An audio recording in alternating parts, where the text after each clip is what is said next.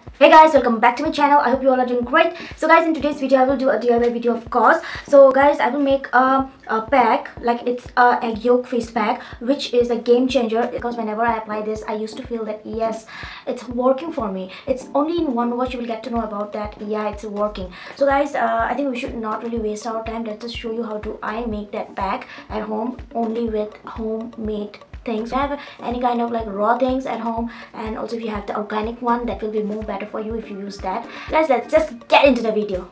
So I'm taking one empty bowl, add one egg yolk. Only use egg yolk, don't add egg white. After that I'm taking 1 tablespoon of turmeric powder, some basin for about 2 tablespoons, honey for about 1 tablespoon, and some lemon juice for about 1 tablespoon. After that mix all together. So the pack is ready guys. You have to mix well.